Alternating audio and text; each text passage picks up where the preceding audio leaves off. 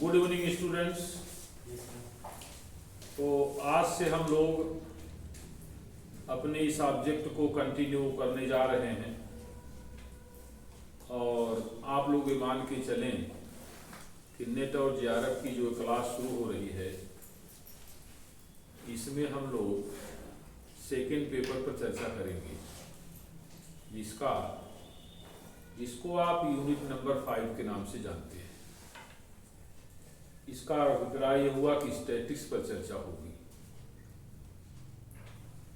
तो चर्चा से पहले मैं चाहता हूं कि कुछ आपको स्टैटिक्स की बैकग्राउंड क्लियर करें, जिसके पीछे हमारा पर्पज ये होगा कि आपकी रुचि भी स्टैटिक्स को पढ़ने में हम बना सकें। आइए तो देखते हैं कि जो स्टैटिक्स वर्ड है ये कैसे कैसे अपने जीवन चक्र को पूरा करता हुआ आज इस तरह से आपके सामने प्रस्तुत है। देखिए, जहां तक स्टैटिक्स वर्ड का सवाल है तो यह शब्द कई कई भाषाओं में अनेक अनेक रूपों में प्रयोग में लाया गया, जिस पर हम लोग आज डिस्कशन करेंगे और यह देखेंगे कि क्या वाकई में स्टैटिक्स फ्रॉम द बिगिनिंग यह एक सब्जेक्ट था अथवा स्टैटिक्स अंग्रेजी के तमाम अक्षर शब्दों की तरह एक शब्द ही था। तो यदि हम लोग थोड़ा सा इसके हिस्ट्री को देखें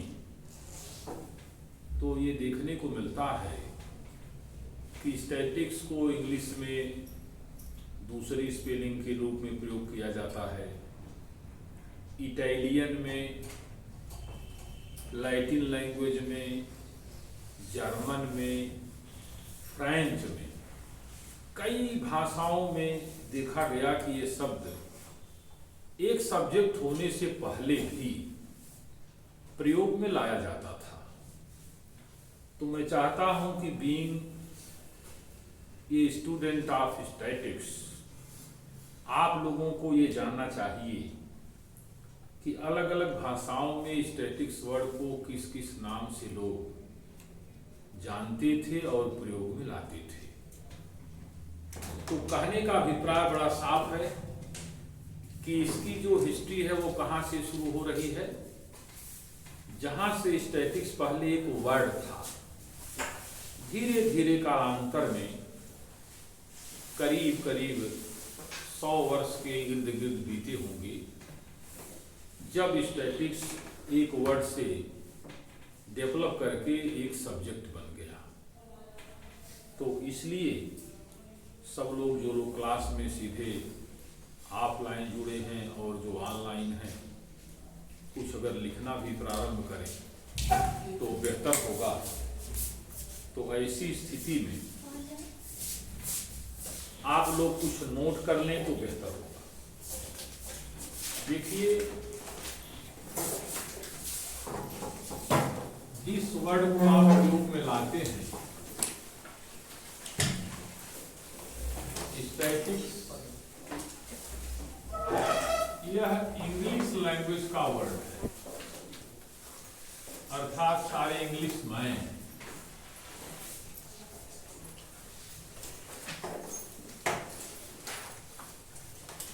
इसे इसी स्पेलिंग के रूप में प्रयोग में लाते थे। और अगर इसको हम लैटिन में देखें, लैटिन लैंग्वेज में इसे इटालियन लैंग्वेज में इसे फ्रेंच लैंग्वेज में और या इसे जर्मन लैंग्वेज में देखें तो अलग अलग तरह से जाना जाता है। और कभी कभी आप लोगों ने देखा होगा कि हमारे जो ऑब्जेक्टिव टाइप्स के एग्जामिनेशंस हैं उसमें पूछ भी लिया जाता है कि आप ये बताइए कि जर्मन लैंग्वेज में स्टैटिक्स को किस नाम से जाना जाता है। तो अगर आप इसको जानेंगे तो बड़े आसानी से टिक लगा लेंगे और परीक्षा पास करने में आपको आसानी भी होगी। तो आइए मैं इसको नोट कर देता हूं, जो कि आपके लिए काफी बेहतर होगा। तो लैटिन वर्ड में इसे स्टेटस कहते थे, और हमारी आवाज और हमारा बोर्ड दोनों आपको दिखना ही चाहिए। स्पेलिंग पठन पाठन में ठीक होगी तो अच्छा होगा। तो लिखा हुआ स्टेटस, STATUS। और अगर इसको हम इटालियन वर्ड में देखें तो इसके लिए दो शब्द प्रयोग किया जाता था, एक स्टैटिस्टा और एक शब्द इसको लोग और भी कुछ किताबों में देखने को मिलता है, स्टैटिस्टिका। स्टैटिस्टिका। और अगर हम फ्रेंच लैंग्वेज की बात करें तो फिर आपकी स्पेलिंग बदल जाती है, स्टैटिक, TIQUE। तो इसको आप स्टैटिक बोलेंगे। और जर्मन में इसे हम लोग स्टैटिस्टिक, TIC। इसका मतलब बड़ा साफ है कि अलग अलग लैंग्वेज में विद्वानों ने जब जांच पड़ताल की तो यह स्टैटिक्स शब्द अलग अलग तरह से प्रयोग में, एक सब्जेक्ट होने से पहले प्रयोग में लाया जाता था। तो अब प्रश्न यह पैदा हुआ कि क्या प्रमाण के तौर पर कुछ बातें हम लोगों के पास हैं जिससे ये सिद्ध हो कि वास्तव में ये सारे वर्ड एक सब्जेक्ट होने से पहले विद्वानों के द्वारा, लोगों के द्वारा आम बोलचाल की भाषा में प्रयोग में लाए गए थे क्या? यदि ऐसा है तो क्या इसके कुछ लिखित प्रमाण भी मौजूद हैं? तो अगर प्रमाण के तौर पर देखा जाए तो हमारे पास 3-4 प्रमाण तो लिखित में मिलते हैं। उसको मैं आपको बताना चाहता हूं, उसको आप जानिए। देखिए, सबसे पहले 1602 में अर्थात 1602 में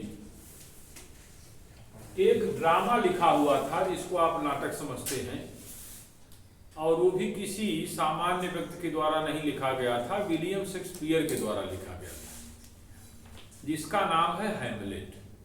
और इतना मशहूर ड्रामा है कि आप लोग इसको सुने होंगे। जिस तरह से कालिदास का ड्रामा शकुंतला फेमस है, ठीक उसी तरीके से वही पोजीशन हैमलेट की है अंग्रेज की दुनिया में। तो आप देखिए, तो आप यहां लिख सकते हैं कि विलियम शेक्सपियर ने जिस ड्रामे को लिखा था उसका नाम था हैमलेट। हैमलेट शब्द का जो एग्जैक्ट मीनिंग होता है, उसकी मीनिंग है क्लस्टर ऑफ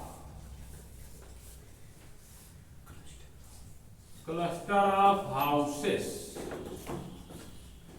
मकानों का समूह। आप कहेंगे मकानों का समूह सर, इसका मतलब इसको विलेज कहें क्या?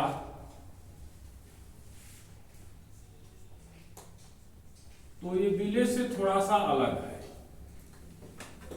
मकानों का समूह का मतलब ये होता है कि कुछ ही मकानों का समूह, 2-4, जिसको हिंदुस्तान में लोग पाही के नाम से जानते थे। हो सकता है कुछ लोगों को ये शब्द समझ में आ रहा हो। जो गांव से हट करके एक छोटा सा कुनबा होता था जहां की कुछ ही लोग रहा करते थे खेती बाड़ी करने के प्रयोजन से।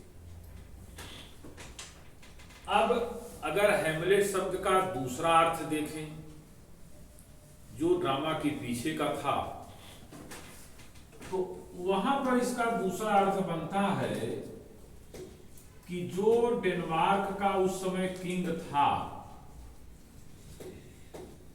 उसका ही नाम हैमलेट था।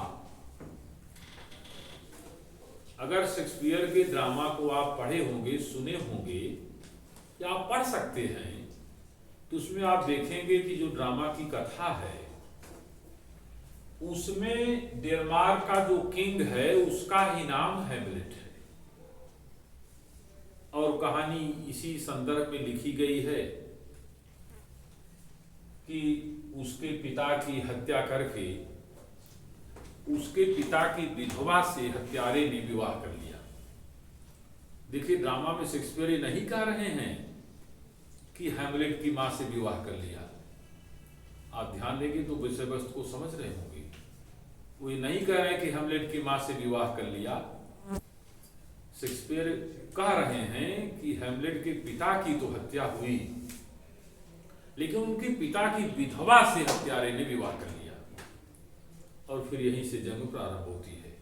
अब इधर हम जाएंगे तो बहुत विषय बढ़ेगा। अब आपको संदर्भ बता के मैंने छोड़ दिया है कि यदि आप पढ़ने में ज्यादा रुचि रखते हो तो खोज के पढ़ लें। इसके लिए ही यूट्यूब चैनल का विकास हुआ है। एक प्रमाण मैंने दिया और इस किताब में बार बार स्टैटिक्स शब्द का प्रयोग शेक्सपियर महोदय ने किया है। हाँ, इतना हम अवश्य कहेंगे कि वहां पर स्टैटिक्स शब्द का प्रयोग एक शब्द के रूप में हुआ है आंकड़ों के संदर्भ में। वहां एज ए सब्जेक्ट यह वर्ड स्टेबलिश नहीं था। अगर हम थोड़ी सी इस बात को और दूरी बढ़ाएं तो 1671 में एक दूसरा ड्रामा लिखा गया जिस ड्रामा के रचनाकार थे जॉन मिल्टन। जॉन मिल्टन और जॉन मिल्टन ने जो महाकाव्य लिखा था उसका नाम है पैराडाइज लास्ट। Paradise last. लेकिन आपको बताएं कि पैराडाइज लास्ट में स्टैटिक शब्द का कोई प्रयोग नहीं है। हाँ, लेकिन इसका ये फर्स्ट पार्ट है पैराडाइज लास्ट। ये फर्स्ट पार्ट। हाँ, लेकिन जो दूसरा पार्ट है पैराडाइज रिगेंड। पैराडाइज रिगेंड जो इनका सेकेंड पार्ट है इसी ड्रामे का, इस ड्रामे में महाकाव्य में शेक्सपियर ने स्टैटिक्स वर्ड का प्रयोग किया है। अब आप लोग तो जानते होंगे कि पैराडाइज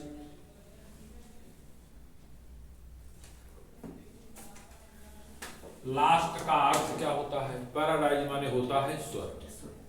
हर शहर में पैराडाइज नाम से खुला रहता है कोई इंस्टीट्यूट। और लास्ट माने खो जाना। तो स्वर्ग का खो जाना मतलब स्वर्ग से निष्कासित कर दिया जाना। स्वर्ग से निष्कासित कर दिया जाना, इसका अर्थ सीधा सीधा यही हुआ कि खोया हुआ स्वर्ग। इसका मतलब जैसे आप स्वर्ग में रह रहे थे, वहां से आपको निकाल दिया गया। तो यही आप समझ लीजिए। जैसे आप मान लीजिए कि कांग्रेस पार्टी या सत्ता में नहीं है, तो मान लो स्वर्ग से निकाल ही दी गई है। अब पृथ्वी का स्वर्ग तो यही सब है कि दिल्ली के पार्लियामेंट में बैठा होना।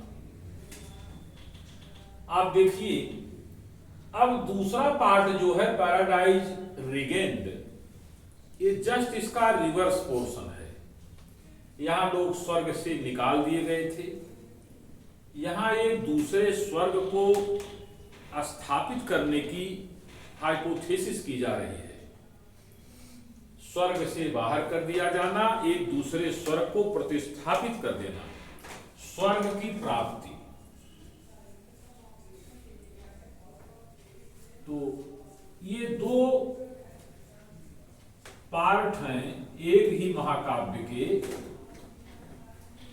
जिसमें सेकंड वाले पार्ट में स्टैटिक शब्द का प्रयोग भी एक वर्ड की तरह आंकड़ों के संदर्भ में किया गया है। तो इसका मतलब यह है कि दो प्रमाण ये लिखा पढ़ी में हैं जो ये बता रहे हैं कि स्टैटिक्स एक शब्द के तरह से प्रयोग में लिया जा रहा था। और मैं तो आपसे मिसाल के तौर पे कह सकता हूं कि अगर आज के समय में भी आप स्टैटिक शब्द को भूल जाएं कि यह एक सब्जेक्ट है और आप क्रिकेट की कमेंट्री सुने, तो बार बार कमेंटेटर स्टैटिक शब्द को बोलता हुआ आपको नजर या सुनने में आएगा। जब भी रन की, विकेट की, डायग्राम की, ग्राफ की बात वो करेंगे तो स्टैटिक्स वर्ड बोलेंगे। आपका एग्रीकल्चर मिनिस्टर बोले पार्लियामेंट में, अगर वो 10 मिनट का कोई भी स्पीच देगा तो मैं दावे से आपको कहता हूं कि 2-3 बार वो स्टैटिक शब्द का बिना नाम लिए हुए अपने स्पीच को पूरा नहीं कर सकता। इसका मतलब आंकड़ों की जहां कहीं भी बात होगी तो स्टैटिक शब्द को बोलना ही पड़ेगा।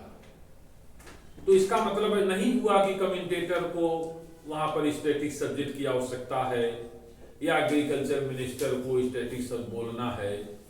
तो ये तमाम ऐसे दृष्टांत हैं जो बता रहे हैं कि स्टैटिक्स शब्द एक शब्द बहुत पहले से था जो प्रयोग में था। इतना हो सकता है वो सब्जेक्ट नहीं बन पाया था। और भी 2 प्रमाण 3 प्रमाण मैं आपको दे सकता हूं। कौटिल्य ने जिस कालखंड में चंद्रगुप्त को राजा बनाए हुए थे, तो उन्होंने जन्म और मृत्यु के संबंध में राज्य में आंकड़ों को कलेक्ट करवाया था। और वहां पर कौटिल्य ने भी उन आंकड़ों को इकट्ठा करते समय स्टैटिक शब्द का प्रयोग हिंदी में सांख्यिकी के रूप में किया था। यह प्रमाण भी सुनने में, पढ़ने में मिलता है। ऐसे ही तमाम सारे दृष्टांत तमाम किताबों में समय समय पर दिए गए हैं जो इस बात के प्रमाण हैं कि स्टैटिक्स सब्जेक्ट से पहले एक वर्ड के रूप में हमारे आपके बोलचाल की भाषा में दैनिक जीवन में प्रयोग में था। चलिए अब धीरे धीरे हम इनके हिस्ट्री से प्रेजेंट की तरफ आने की कोशिश कर रहे हैं। जैसा कि आप लोगों को मालूम है कि इन सारे समय कालखंडों को पूरा करते करते एक समय आया जिसको हम 1749 का समय कहते हैं, अर्थात 1749 में स्टैटिक्स को 1749 में स्टैटिक्स को एक सब्जेक्ट की संज्ञा दे दी गई और एक सब्जेक्ट के रूप में इसको इस्टेब्लिश किया गया और जिसको डिराइव करने वाले विद्वान को हम लोग गॉटफ्रायड आकेनवाल के नाम से जानते हैं। और उन्हीं को हम लोग फादर ऑफ स्टैटिस्टिक्स भी कहते हैं। क्या नाम है उनका? गॉटफ्रायड, FRIED, फ्रायड आकेनवाल, ACKNEWAL। तो गॉटफ्रायड आकेनवाल को दुनिया के लोगों ने फादर ऑफ स्टैटिस्टिक्स की उपाधि प्रदान की और इसका समय काल क्या है? 1749। इसके नीचे आपको लोग कवर कर रहा है वो। ये कालखंड है 1749। लेकिन एक आपको जानकारी की बात बता दें जो परीक्षा में पूछी जाती है, यहाँ तक कि लोग इंटरव्यू इत्यादि में पूछ लेते हैं। जब आप लोग नेट जारो की परीक्षा को पास कर लेंगे तो फिर आपको जो इंटरव्यू देना होगा असिस्टेंट प्रोफेसर के लिए, तो वहां की एक बात मैं बता देता हूं। मेरे ही सामने एक बोर्ड में कई लड़कों से बात पूछी गई थी कि जो इंडियन स्कॉलर है स्टैटिक्स का, जो फादर है, उसका नाम क्या है। कभी कभी पूछा जाता है कि जो इंडियन स्टैटिक्स है उसका फादर कौन है। यह एक अकेला प्रश्न इंडियन स्टूडेंट से तो पूछा ही जा सकता है, तो उसको भी आपको जानना चाहिए। और हम लोगों के लिए यह बात और भी महत्व की बन जाती है क्योंकि उस स्कॉलर का लेना देना आपके देश से है। तो आप इस बात को लिख सकते हैं, एक नाम है प्रोफेसर पीसी महालनोबिस। तो आप लोग इस नाम को जानिए, प्रोफेसर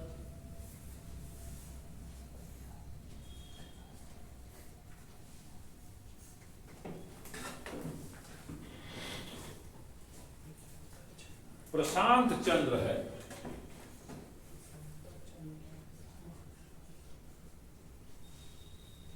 प्रशांत चंद्र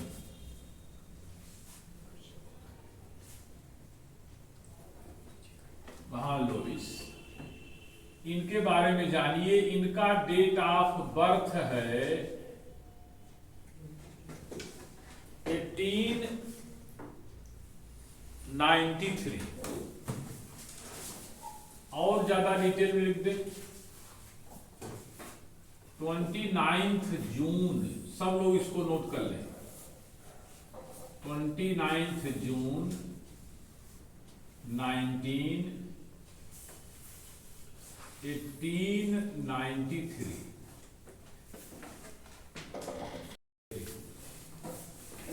थोड़ा सा विघ्न आ गया था, जानते हैं टेक्नोलॉजी की दुनिया है तो कुछ न कुछ तो हो ही सकता है। इसके लिए भी मानसिक रूप से आप लोग तैयार रहा करें।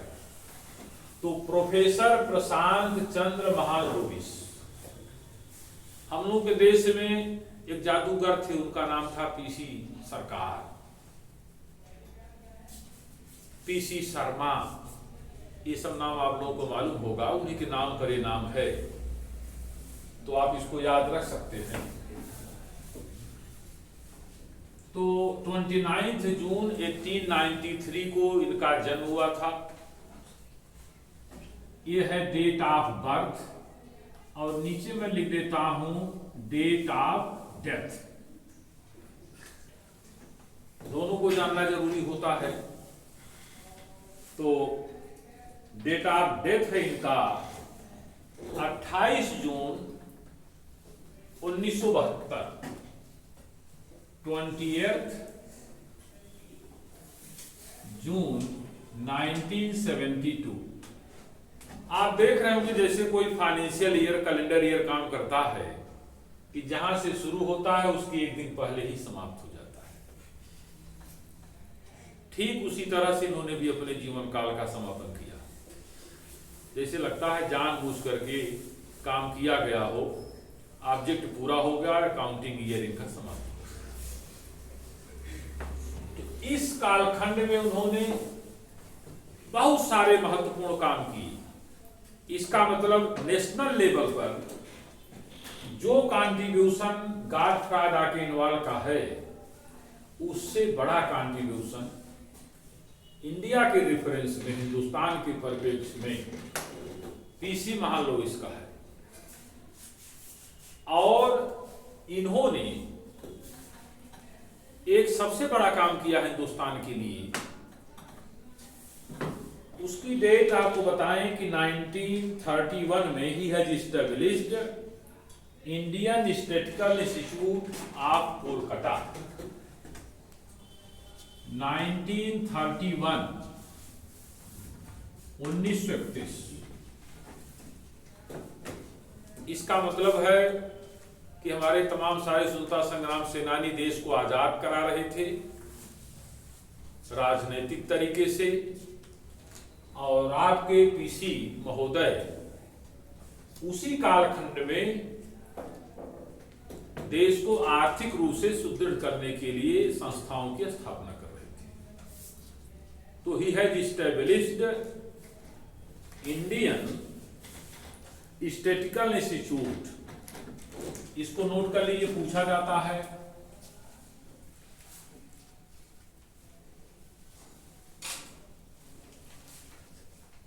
He has established Indian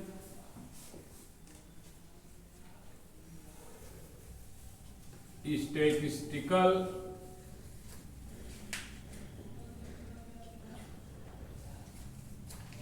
institute in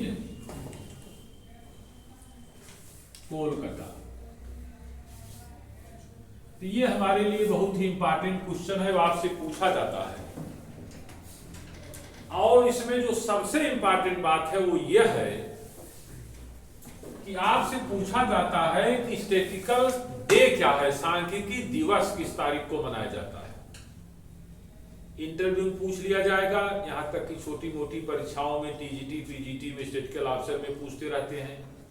कहीं पूछ लें परीक्षा है तो उसका कॉन्सेप्ट है कि दूसरे के छात्र, तो इसका मतलब यह हुआ सांख्यिकी दिवस, स्टैटिस्टिक्स डे।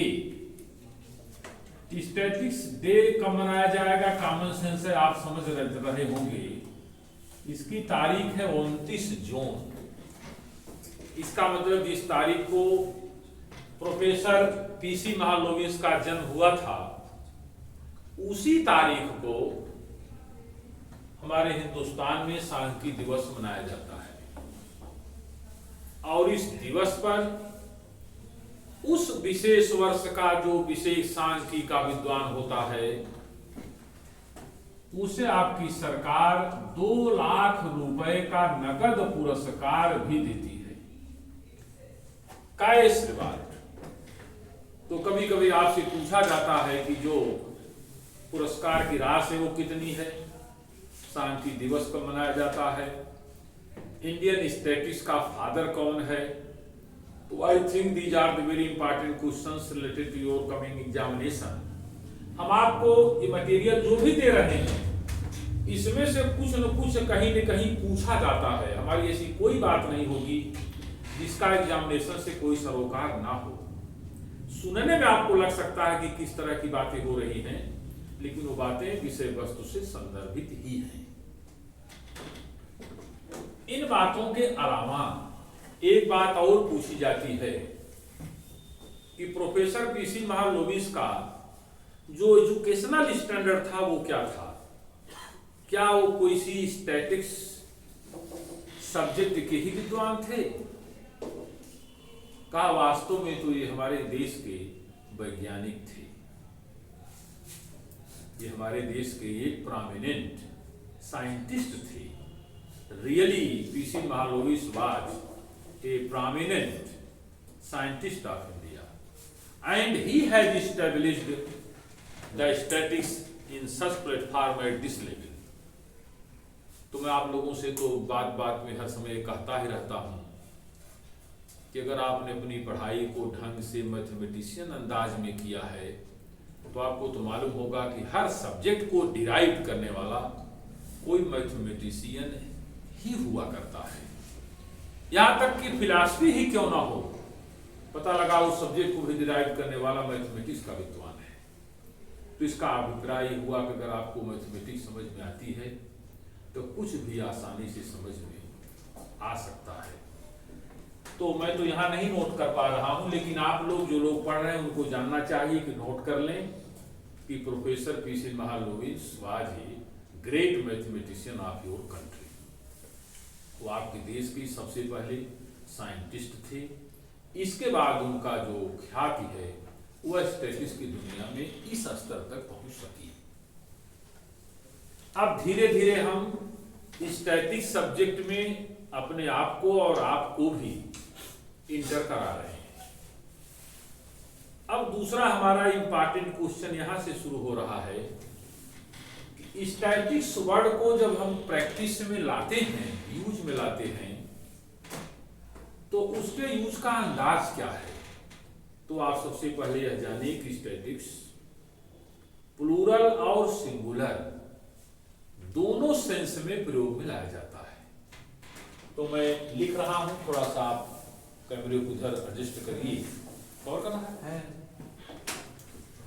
तो मैंने यहां लिखा स्टेट से इन प्लूरल सेंस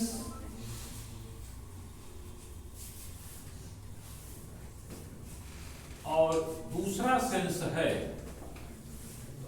सिंगुलर सेंस। तो आप ये बात जानिए, आपसे पूछा भी जाता है कि प्लूरल सेंस में स्टैटिक्स क्या कहना चाहती है, क्या मीनिंग हुआ स्टैटिक्स का। विद्वान लोग ऐसा क्यों बोलते हैं कि स्टैटिक्स को प्लूरल सेंस में प्रयोग करें। इसका मीनिंग ये हुआ कि जब हम अपनी स्टडी, कोई भी स्टडी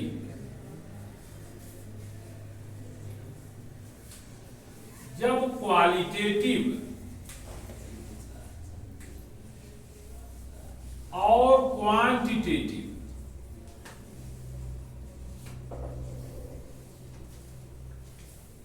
दोनों अंदाज में की जाती है, क्वांटिटी में भी और क्वालिटी में भी। कोई भी स्टडी जब आप दोनों तरह से करते हैं तो आप ये मान के चलिए कि उस स्टडी में प्लूरल सेंस एक्टिवेट है। इसका मतलब, हालांकि आप जानते हैं कि लिमिटेशन ऑफ स्टैटिक्स में ये बात साफ तौर पर इंगित की गई है कि स्टैटिक्स क्वांटिटेटिव इंफॉर्मेशन पर ज्यादा कुछ डिपेंड करता है, क्योंकि क्वालिटेटिव इंफॉर्मेशन को नंबर्स में कन्वर्ट करना मुश्किल होता है, तो स्टडी भी मुश्किल होगी।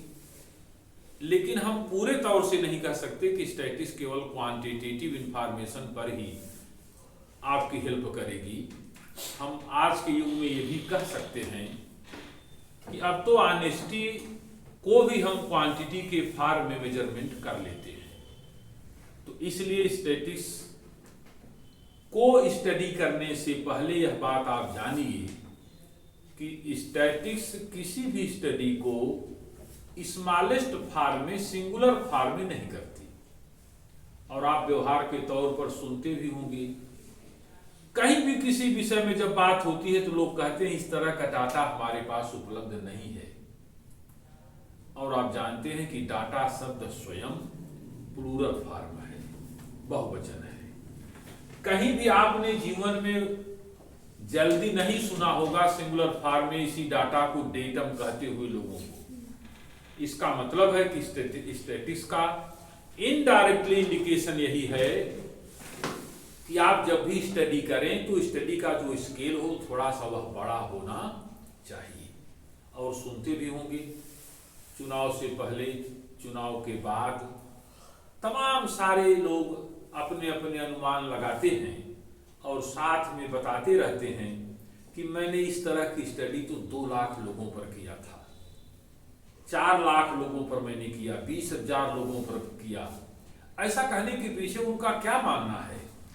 वो कहना चाहते हैं कि मेरी स्टडी बड़े पैमाने पर हुई है, जिसका अभिप्राय यह है कि आप उस पर अधिक से अधिक बिलीव कर सकें। इसका मतलब हर तरह के लोग, हर किस्म के लोग, हर तरह के फाइनेंशियली जो स्ट्रांग है, फाइनेंशियली जो वीक हैं, हर तरह के लोगों से बात की गई, हर रिलीजन के लोगों से बात की गई।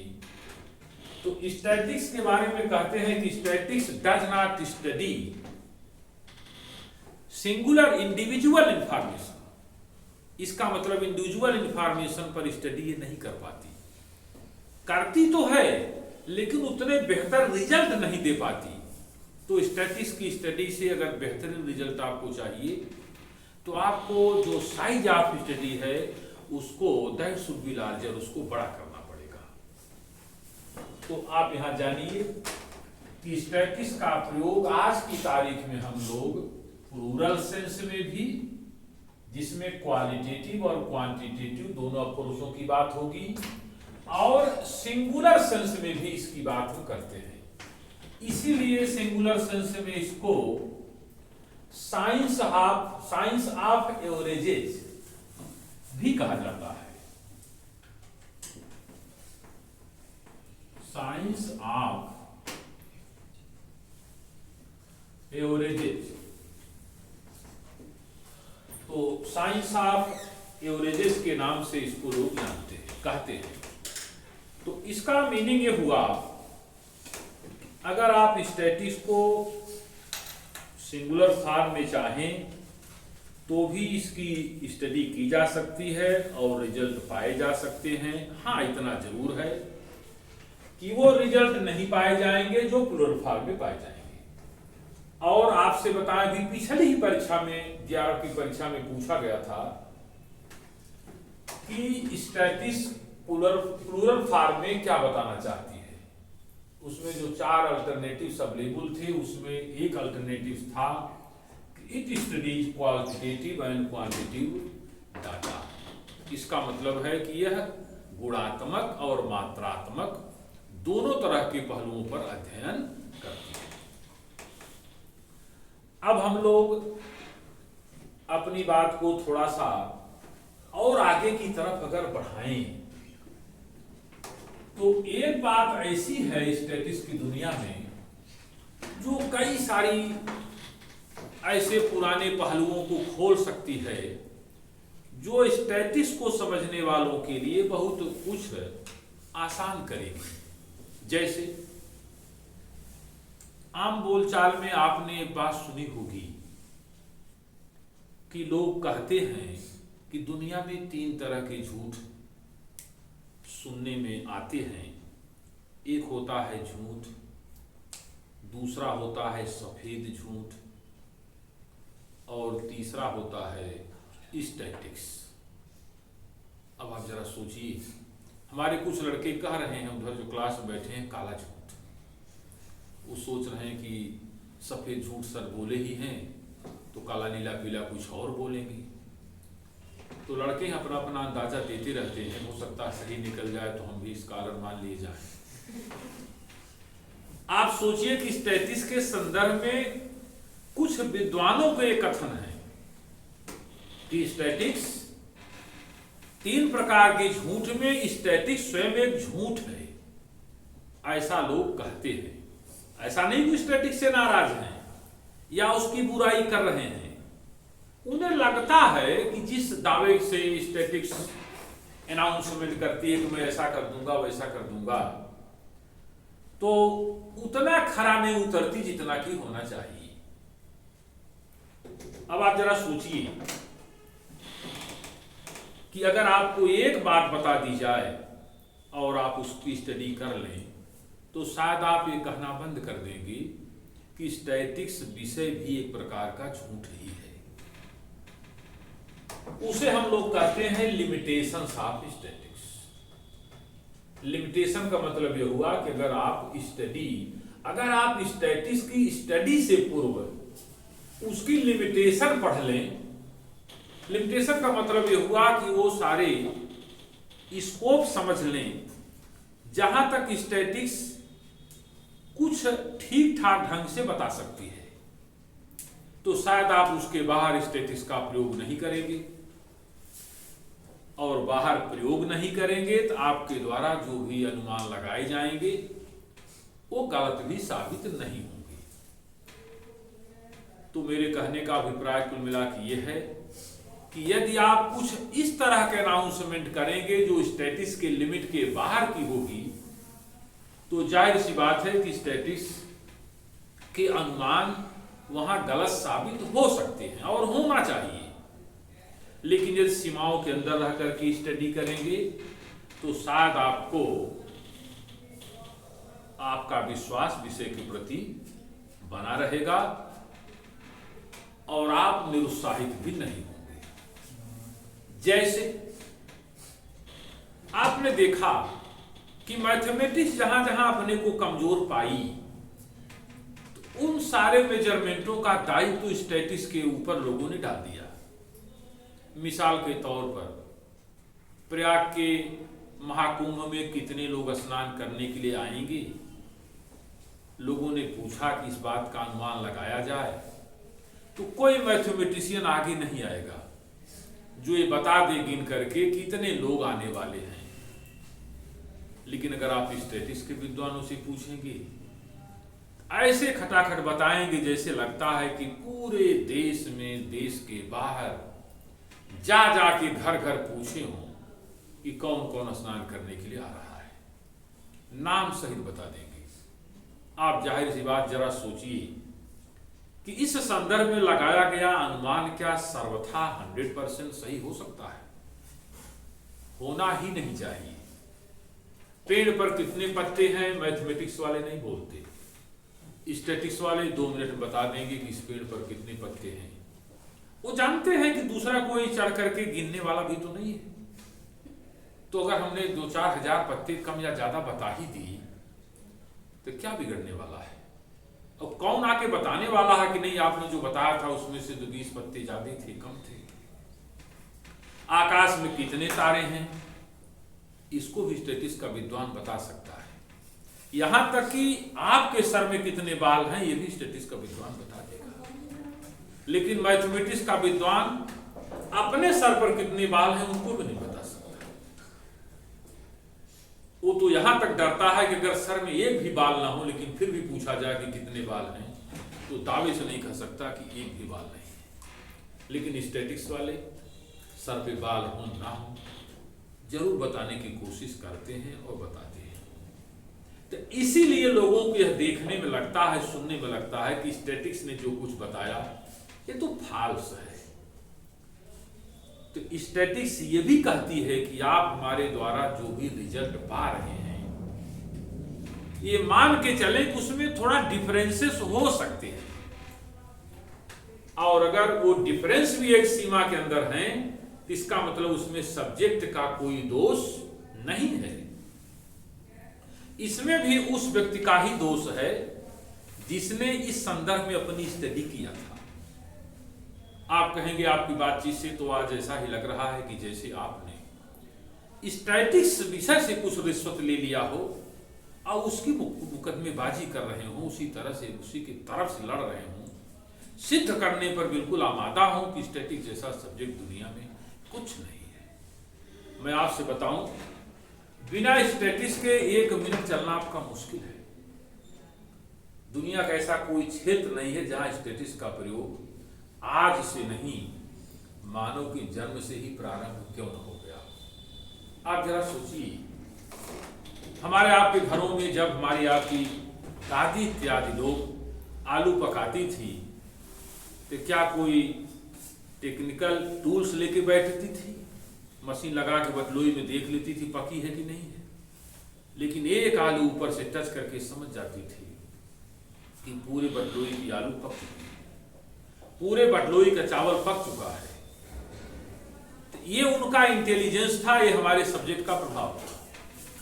हमारे आपके शरीर से 2 बूंद ब्लड निकाल करके हमारे आपके बारे में पूरा समझने की कोशिश कर ली जाती है। और यहां तक कि अगर आप विवाह के संदर्भ में विचार करें तो आप देखेंगे कि किसी एक लड़की से, उसके माता पिता से, लड़के से बात करके घर के लोग ये समझ लेते हैं कि इस घर में हमें अपनी लड़की को देना चाहिए या इनके घर की लड़की को लेना चाहिए अथवा नहीं। इतने बड़े बड़े डिसीजन स्टैटिस्टिक्स के आधार पर हो रहे थे और उसमें से 95% से ज्यादा मामले में सब लोग सेटिस्फाइड ही पाए जाते थे। और आज भी आप दुकान पर जाते होंगे, आप शादीशुदा होंगे तो पत्नी के साथ जाएंगे, शादीशुदा नहीं हो पा रहे होंगे तो अकेले जाएंगे।